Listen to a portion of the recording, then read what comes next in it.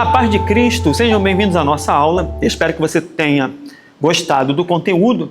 É claro que essa aula para os professores vai servir como uma base de reflexão e aplicação do conteúdo. Lembrando que estamos estudando a tipologia bíblica nesse primeiro trimestre de 2025. Podemos perceber nessa revista algo que é bem importante e bem peculiar para o entendimento cristão. Nessa 10ª lição, podemos analisar pelo seu tema tipos bíblicos que prefiguram o Calvário. Quais são os símbolos do Calvário?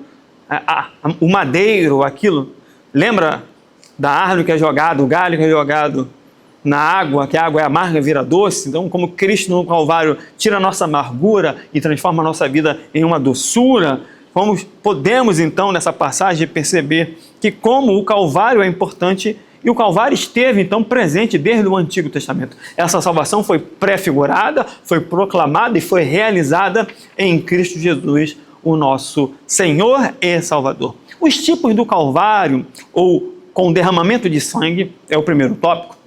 Então, o livro de Gênesis também prefigura o Calvário a partir, então, do derramamento de sangue. Então, quando Deus faz uma roupa de peles para o homem, há um derramamento de sangue, o que o próprio autor cristão vai entender isso. O Cordeiro que morreu desde a fundação do mundo, Apocalipse 13:8. Ou, como diz 1 Pedro 1:20, o Cordeiro que morreu antes da fundação do mundo, o que reflete pensar na tipologia como algo que na mente de Deus está completo, mas a tipologia afirmava uma coisa que estava ainda em construção, que seria completado a partir, então, da encarnação de Cristo, do seu testemunho pessoal, seu ministério terreno, e a semana da paixão, com a morte e crucificação, e a semana da vitória, pós-humilhação, que é a exaltação com a ressurreição de Cristo. O derramamento de sangue, então, em Gênesis, vai demonstrar, na morte do animal, que um substituto é dado ao homem por meio do derramamento de sangue, a expiação do pecado. Depois temos Abel como aquele que morre em favor do justo, no sentido de Abel ser justo e Caim ser o ímpio. E mesmo assim, apesar da morte de Abel por Caim, demonstra que Deus usa misericórdia com Caim quando lhe dá uma marca, um sinal para que ele não seja morto. É interessante observar sobre isso, que está ligado a um culto, as ofertas que são trazidas a Deus, e quando eles trazem essas ofertas, a oferta de Caim não é aceita, mas o texto bíblico por Jesus em Mateus vai dizer algo bem claro: se o teu irmão tem algo contra ti, deixa a tua oferta, se reconcilia primeiro com seu irmão e depois oferece a oferta. É claro que Caim tinha problemas com Abel e ninguém mata alguém de uma hora para outra. Então isso foi sendo construído na mente de Caim, até então que o problema de Caim e Abel, no caso, o problema que Caim tinha com Abel é resolvido nesse sentido negativo pelo assassinato do seu próprio irmão, que era justo. Então, a oferta de Abel fala até hoje, ou seja, o sangue de Abel, por meio da sua oferta, ainda é uma voz de testemunho contra as impiedades. Da mesma forma, em Gênesis 22, Abraão leva Isaac, demonstrando que um ser humano morreria em lugar do pecador, ou como forma de entregar um ser humano e não um sacrifício de animal, já que Deus pede em Gênesis 22 Isaac para ser oferecido em um holocausto. É interessante que na narrativa de Gênesis 22, Abraão demora 3 dias de viagem, o que nos vai remeter aos 3 dias de Jonas, aos 3 dias de Jesus para a sua ressurreição. Então, a tipologia vem sendo trabalhada de forma que as verdades espirituais mais profundas vão sendo, então, de alguma forma apontadas ou sendo direcionadas até o seu acontecimento. Da mesma forma, no livro de Êxodo, temos o derramamento de sangue, no capítulo 12 do Cordeiro Pascual, ou seja, alguém morre para a salvação do povo.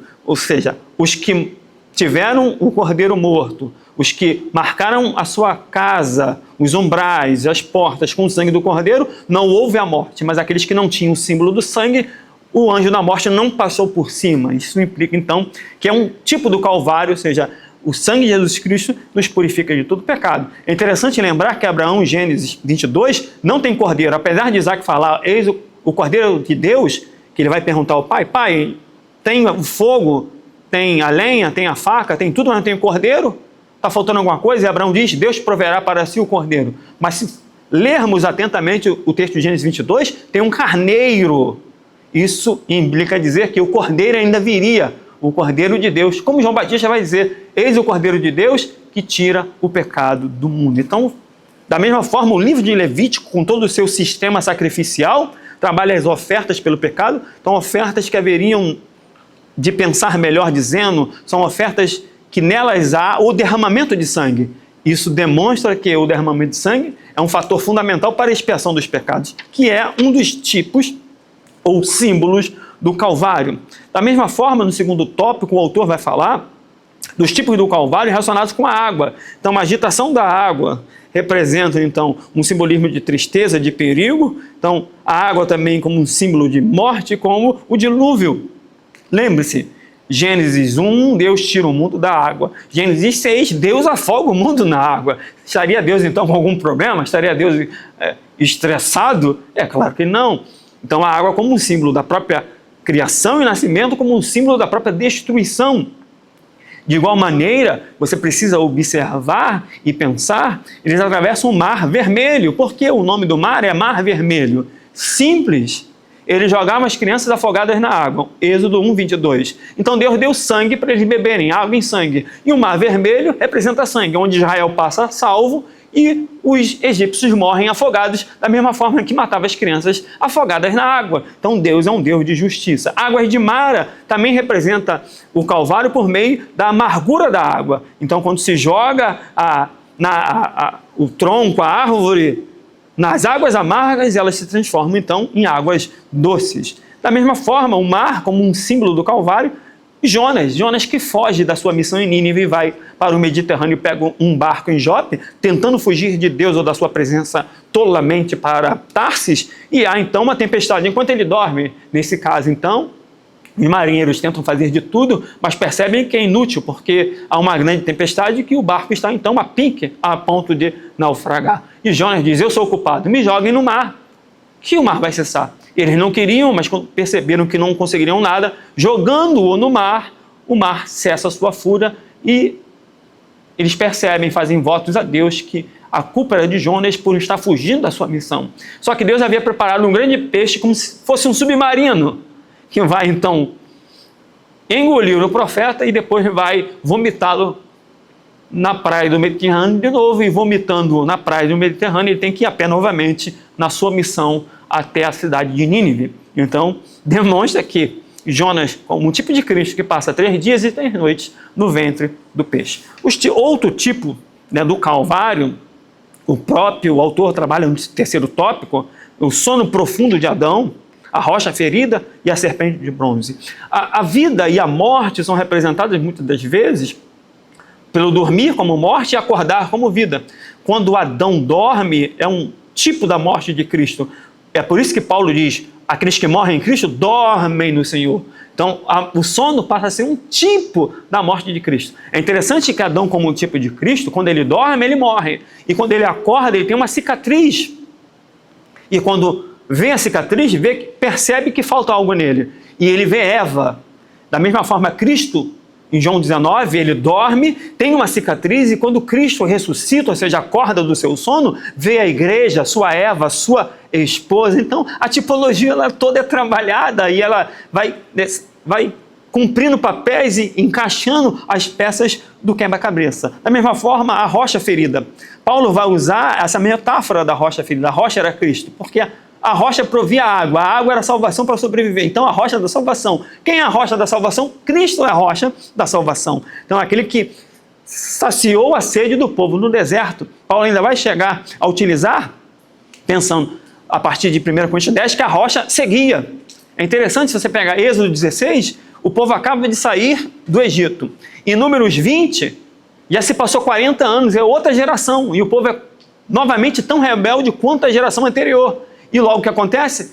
Ao invés de Moisés falar a rocha nesse segundo momento, ele vai bater, repetindo então Êxodo 16, e por causa disso, então quebrando um princípio espiritual, ele não entra na terra prometida. É o que acontece, Deus nos julgará pelo nosso nível de experiência espiritual, Moisés tinha muito, nosso nível de autoridade espiritual, e Moisés tinha muito, nosso nível de entendimento e compreensão teológica, e Moisés tinha muito. Então, da mesma forma, podemos perceber a serpente de bronze. Então, Números 21, do 4 a 9, o povo murmura, são acometidos, picados por serpentes, chamado ardentes, o povo morre e é criada então uma imagem de uma serpente, que o povo olha para a imagem da serpente de bronze e então é curado do seu mal, representando então o próprio Cristo, que usou essa metáfora em João capítulo 3, assim como Moisés, 3 de João, do Evangelho de João, é claro, que ele vai dizer, como Moisés levantou a serpente no deserto, importa que o Filho do Homem seja levantado e atrairá todos a ele. Isso que quis dizer. Então, como o povo é atraído pela serpente de bronze para receber a cura,